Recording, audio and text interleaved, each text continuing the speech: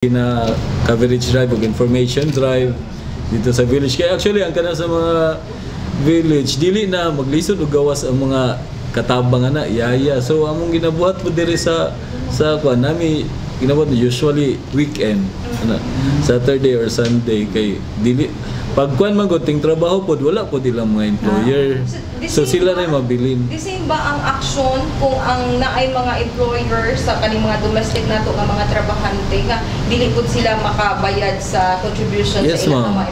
The same ba sa mga aksyon nga ginabuhat nato against sa mga businesses pod nga mga delinquent? Yes, Yes. ma'am. Yes, ma'am.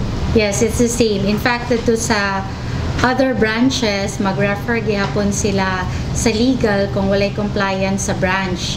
And nanasad mi na nga kasuhan sa other branches tungod lang kay wala nagulog sa house helper. So, ang ato alang ni ini attorney ibaybalula nato nga dili lang mapud siguro sa taga syudad ang naay mga katapang murag ang taga bukid na na sila mga katapang nga way bayad ba sa ilahang SSS nga tagpila nakatuig ka nagserbisyo sa ilahang mga employer. Yes. Sa mga farms. Daghan na Yes. sila mga trabahante nga halos mauna ang ilahang katabang sa ilahang pangilabuhian pero wala nila gihuna-huna ang pangilahang lanon sa ilahang mga trabahante. Muna ang isa sa ni sa way through our media partners para mahibalo ang mga tao na naa sila'y katungod na moreklamo before sa SSS para mahulugan sila, para marehistro sila sa SSS. Katong mga empleyado, katong mga katabang, mga farm workers. What if attorney kung nag-declare ang usa ka tag-iya sa usa ka dako kaayong kanang trabahoan dito sa bukid nga wala sila employee-employer relationship? Unsay action ana nga buhaton sa SSS? Kung naay mag-refer, kung naay mo complain na kaning employee, allegedly employee siya, manginahanglan yun mi o proof of employment.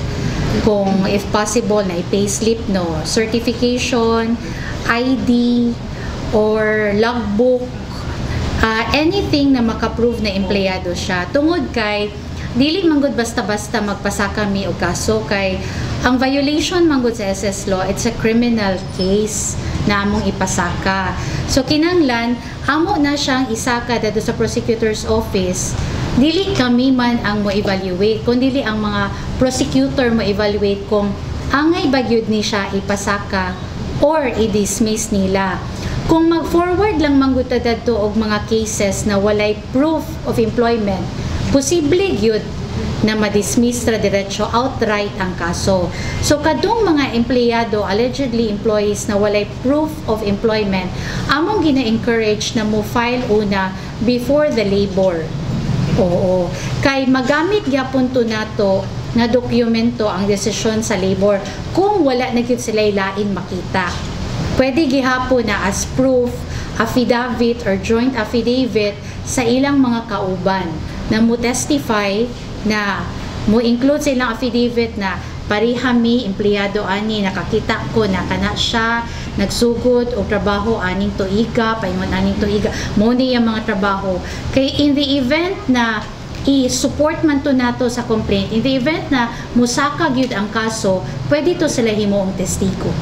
Sa pila ka tuig nga pag-implementar sa race din sa Usamis, na ana ba mo isama ni ana nga case nga na-encounter din ni attorney?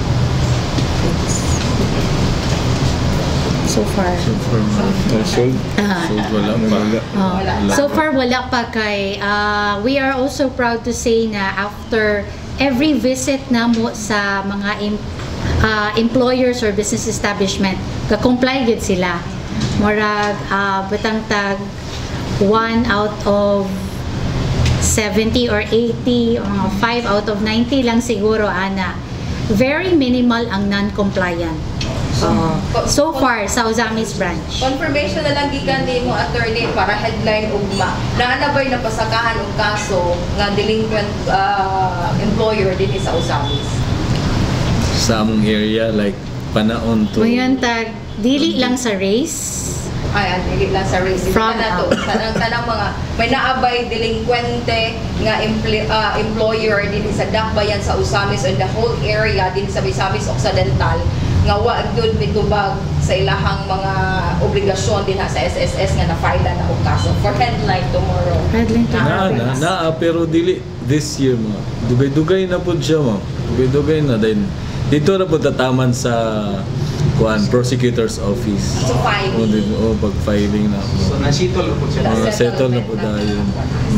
Thank you, Attorney. Attorney, naabot ay hotline, something, no, sa SSS or kasumpungan nila, no? Labi na karoon nga pa labi na, hindi ka kadiretso-diretso adto sa office, no, sa SSS. Dial na ba, Paul? Wala man. Wala man siya. So far, mag-visit sa branch if possible, but if dili pwede, pwede rin nato ihatag ang hotline number sa atong kauban diri na si Fritz kay para maoy makontak nila kay there is also a possibility na kung dili available, pwede na mo bisitahan. Oo. Yes. Ang sa SSS Susamis branch, especially sa mga employers, na may under naman dyan sila accounts officers.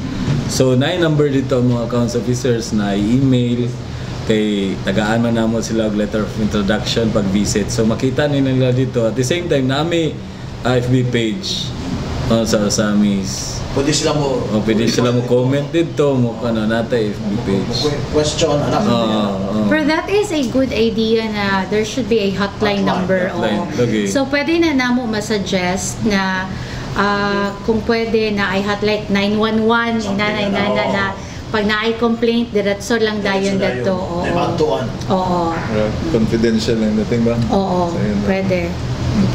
We will look into it. Mga empleyado, attorney, sir, kanang madlock ba? Sa ilang magreklamo kay saan doon naman sila terminate.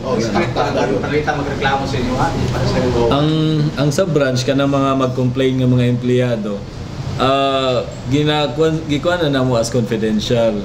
So, pero naadjud gihapon ang mahadlok kay ma-terminate, mahadlok kay sila matangtang kay lisod biya pangita og trabaho, di ba? So, mo na siya nahitabo jud sa mga diri sa among area. Dili kay sila ga-complain ana kay mahadlok na kuan mo nang I hope ka ang mga employer nga ang mga empleyado ninyo gagatabang sa inyong paglambo sa negosyo, tabangan lang po ninyo ang inyong mga employees kay mo sa among experience diri sa Usamis.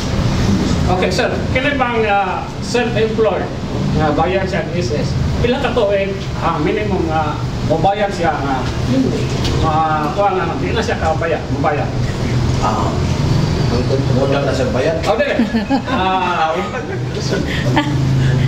Sarahan mo yun, ang uban mo kaya 10 years to pay. Bayad. Actually, para mo qualify ka for retirement pohon, so na kay 10 years or 120 months. Actually, wala na ni siya sa race ha. 120 months. At the same time, dapat 60 years old ka. Mag-uban yun na siya ang 120 or 10 years or 60 years old para mo qualify ka for pension pohon. Pero, may iban nga sa yoga contribute sa SSS. So, wala pa 60 years old, nagkuha na sila, lapas na sila or 120 months na sila. Pwede gyapon nila continue kay mo count mangyapon ang ilang number of contribution nga gibayad sa SSS. Mo dako gyapon ilang pension po nga ma-receive pag mag-60 sila. So yun na siya. Dagan og mga benepisyo no si SSS no. Yes. Di lang kasagaran magmadunggan nato no kanilang loan, salary loan. Naday sa mga sickness benefits no sabi niya dito makita sa digital no. So importante kayo ang say ko ano kanang sa security sa digital kay basin niya naay makita nila nga oy kani SSS nga ano kasi dili ba ako ang ilang masudlan ba no sa ilabi na sa kanang sa digital nga website something na sa SSS o sa may tanaw nila no na kani siya secure legit ni nga SSS nga portal sa per experience katong nastorya na ako kaganina na mo require ang atong website or digital services of OTP. Oo. So if na-update ang imuang number dito sa account sa SSS, ang OTP isend sa imuha. Oo. So that's one way of securing your account. Kay dili man gyud maka-proceed sa online transaction kung wala tong OTP. Not even us. Kay dato ra gyud i-send sa registered number sa SSS. Isa na siya. Other than that, kung naay mga link na ipa-click sa imua, kay naman may mga ongoing na mga messages na or sa Facebook na nakita nato na click this link kay para daw ma-update inana. So that's not officially from SSS. Mga scams na siya. So, ba ilhan niya sa kung scam siya nga mugawas lang siya kalit, no? O mugawas siya kalit, mangayo o kanang mga details, personal details, and then without requiring the OTP. O Kasi niya sulod sila dili mao din mga OTP pero manawag. yes, posible inana. So walay regarding sa digital, walay person to person na transaction nagakahitabo na murag katawagan bitaw din ka na this is from SSS, ask me sa imo ang OTP, nag-send me og details dito sa imong cellphone, palihog og hatag sa OTP para ma-proceed na mo ang transaction basin unsa ni nahitabo dito sa imong account. Yes. Attorney, sa follow up lang sa iyang question kaganina nga ang mga empleyado na ay benepisyo daghan kaayo nga makuha sa SSS. Is there anything pod nga na ay benefit pod nga makuha ang employer sa SSS sa sige nilang pagbayad dito sa kuan sa ni kaning para sa benepisyo sa ilang mga empleyado? Napod ba sila reward gikan sa SSS? Kuan, ang sa SSS as employer, gi-register gyapon na namo sila as self-employed. Kay apil sila SSS member jud sila. Kay lisod ilang ibayaran ilang mga empleyado